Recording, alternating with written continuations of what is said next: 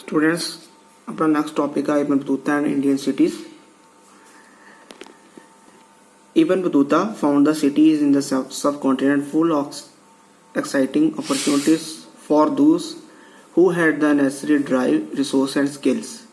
They were densely populated and prosperous. Ibn Battuta ਨੂੰ ਕਹਿੰਦੇ ਕਿ ਸਬ ਕੰਟਰੀ ਮਹਾਦੀਪ ਤੇ ਕਾਫੀ ਸ਼ਹਿਰ ਮਿਲੇ ਔਰ ਉਸਨੇ ਕਿਹਾ ਕਿ ਜਿਹਦੇ ਕੋਲ ਰਿਸੋਰਸਿਸ ਔਰ ਸਕਿੱਲਸ ਆ ਉਹਦੇ ਕੋਲ ਕੰਮ ਕਰਨ ਦੀ ਕਾਫੀ ਓਪਰਚੁਨਿਟੀਜ਼ ਆ. Except the oceans dispute caused by wars and inventions, it appears from the Ibn Battuta account that most city crowds, street and bright or colorful market that were stacked with the wide variety of goods. Ibn Battuta described the Delhi as a vast city with a great population. The largest in India, Daulatabad in Maharashtra, was no less and easily rivaled Delhi size. Ibn Battuta ने ਕਾਫੀ ਸ਼ਹਿਰ ਦਾ ਜ਼ਿਕਰ ਕੀਤਾ. ਉਹਨੇ ਕਿਹਾ ਕਿ ਸ਼ਹਿਰ ਜਿਹੜੇ ਸੀਗੇ ਕਾਫੀ ਕਰਾਊਡ ਵਾਲੇ, ਕਾਫੀ ਭੀੜ ਭੜੱਕੇ ਵਾਲੇ ਸੀਗੇ, ਕਲਰਫੁਲ ਮਾਰਕੀਟ ਸੀਗੇ ਔਰ ਕਾਫੀ ਵੈਰਾਈਟੀਜ਼ ਦੇ ਗੁੱਡ ਮਿਲਦੇ ਸੀਗੇ, ਸਮਾਨ ਮਿਲਦਾ ਸੀਗਾ. ਇਬਨ ਬਤੂਤਾ ਨੇ ਡਿਸਕ੍ਰਾਈਬ ਕੀਤਾ ਦਿੱਲੀ ਨੂੰ, ਕਿਹਾ ਕਿ ਦਿੱਲੀ ਇੱਕ ਵਾਸਟ ਸਿਟੀ ਸੀਗੀ, ਕਾਫੀ ਵੱਡਾ ਸ਼ਹਿਰ ਸੀਗਾ, ਪਾਪੂਲੇਸ਼ਨ ਕਾਫੀ ਸੀਗੀ. ਦੂਸਰਾ ਉਹਨੇ ਕਿਹਾ ਕਿ ਦੌਲਤਾਬਾਦ ਜੋ ਮਹਾਰਾਸ਼ਟਰ ਦੇ ਵਿੱਚ ਆ ਉਹ ਵੀ ਦਿੱਲੀ ਨਾਲੋਂ ਛੋਟਾ ਨਹੀਂ ਸੀਗਾ.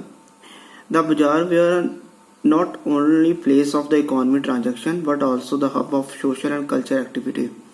ਉਹਨੇ ਕਿਹਾ ਕਿ ਜਿਹੜੇ ਵੱਡੇ ਸ਼ਹਿਰ ਸੀਗੇ ਉੱਥੇ ਇਕੱਲਾ ਇਕਨੋਮਿਕ ਟ੍ਰਾਂਜੈਕਸ਼ਨ ਨਹੀਂ ਸੀ ਹੁੰਦਾ, ਇਕੱਲਾ ਵਪਾਰਿਕ ਲੈਣ ਦੇਣ ਨਹੀਂ ਸੀ ਹੁੰਦਾ, ਇੱਥੇ ਸੋਸ਼ਲ ਔਰ ਕਲਚਰ ਐਕਟੀਵਿਟੀਜ਼ ਵੀ ਹੁੰਦੀਆਂ ਸੀਗੀਆਂ. ਮੋਸਟ ਬਾਜ਼ਾਰ head mosques and temple and in some of them the least space were market of public performance by dancers, musicians and singers.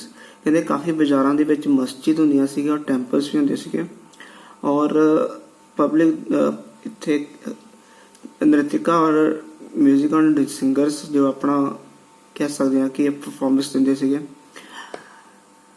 While Ibn Battuta was not particular concerned with the explaining the use, his account suggests that towns provide a significant of productions of wealth through the opportunity and the surplus for villages. ਇਹਦੇ ਵਿੱਚ ਦੱਸਿਆ ਕਿ ਇਬਨ ਬਤੂਤਾ ਸ਼ਹਿਰ ਦੇ ਨਾਲੋਂ ਪਿੰਡਾਂ ਨੂੰ ਜਿਹੜਾ ਜ਼ਿਆਦਾ ਮਹੱਤਤਾ ਦਿੰਦਾ ਸੀਗਾ, ਕਿਉਂਕਿ ਕਹਿੰਦਾ ਕਿ ਪਿੰਡਾਂ ਦੇ ਐਗਰੀਕਲਚਰ ਦਾ ਕਰਕੇ ਜਿਹੜਾ ਸੀਗਾ ਸਿਟੀਜ਼ ਡਿਵੈਲਪ ਹੁੰਦੇ ਆ. Ibn Battuta found Indian agriculture were productive because of the fertilizer of the soil which allowed farmer to cultivate 2 crops a year.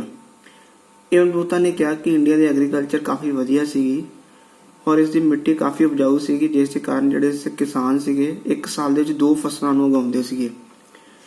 He also noted that the subcontinent was well integrated with inter-Asian demand, both West Asia and South Asia, fetching huge profit and artisans and merchants. ਕਹਿੰਦੇ ਕਿ India ਦੀ ਬਣੀ ਹੋਈ ਚੀਜ਼ਾਂ ਦੀ ਜਿਹੜੀ demand ਸੀਗੀ, ਇੱਥੋਂ ਦਾ ਵਪਾਰ trade ਕਾਫੀ ਜ਼ਿਆਦਾ ਸੀਗਾ ਔਰ ਇਸ ਦੀਆਂ ਬਣੀਆਂ ਹੋਈਆਂ ਚੀਜ਼ਾਂ, ਇੰਡੀਆ ਦੀ ਬਣੀਆਂ ਹੋਈਆਂ ਚੀਜ਼ਾਂ ਦੀ ਡਿਮਾਂਡ ਸੀਗੀ ਅਲੱਗ-ਅਲੱਗ ਕੰਟਰੀਆਂ 'ਚ ਕਾਫੀ ਸੀਗੀ. Indian textile particular cotton, cloth, fine muslin, silks, brocade and satin were great demand. ਕਹਿੰਦੇ ਕਿ ਇੰਡੀਆ ਦੇ ਬਣੇ ਕੱਪੜਿਆਂ ਦੀ, ਰੇਸ਼ਮੀ ਕੱਪੜਾ, ਰੂੰ ਦਾ ਕਾਟਨ ਕੱਪੜੇ ਦੀ ਕਾਫੀ ਡਿਮਾਂਡ ਸੀਗੀ, ਸਿਲਕ ਦੀ.